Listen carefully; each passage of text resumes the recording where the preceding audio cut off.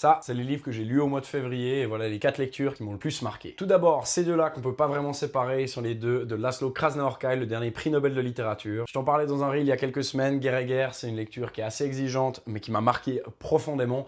Un roman qu'on retrouve très peu, écrit avec une telle précision, une virtuosité qu'on ne lâche pas. Et ça, c'est une sorte de suite. J'avais essayé de la lire avant de lire ce roman, j'avais rien compris. Mais une fois qu'on a lu Guerre et guerre, celui-là devient un indispensable. Mon deuxième coup de cœur du mois, c'est Martin Boujol qui me l'a conseillé, du conte La Nuit sera mot. Il en a parlé il y a très peu de temps, c'est Stefan Zweig avec Magellan. L'Autrichien nous raconte l'histoire incroyable de Magellan, le premier homme à avoir fait le tour du monde. Il nous donne pas mal de contexte, qu'est-ce qui se passait, quel était le rôle du Portugal, de l'Espagne à cette époque-là. Un point de vue historique, c'est hyper intéressant et aussi d'un point de vue littéraire, incroyable. Je vous en reparlerai très vite, mais donc Stefan Zweig avec Magellan. On continue avec mon troisième coup de cœur. Celui-là, en tant que Suisse, j'étais censé le connaître, mais je l'avais jamais lu. On m'en a parlé au début de ce mois. Fritz Zorn avec Mars. Dans ce texte, on se retrouve dans la haute bourgeoisie de Zurich et l'auteur, donc Fritz Angst de son vrai nom, ici Fritz Zorn, nous raconte sa vie, aussi toute la pression qu'il avait, la famille aussi dans laquelle il a grandi, où on voulait l'harmonie à tout prix, les conflits n'étaient jamais vécus. Et l'auteur, en fait, nous parle de son éducation presque ratée, tous les regrets qu'il a, et à quel point l'argent n'a pas fait son bonheur, et plutôt son malheur, à quel point on lui a dit quoi penser,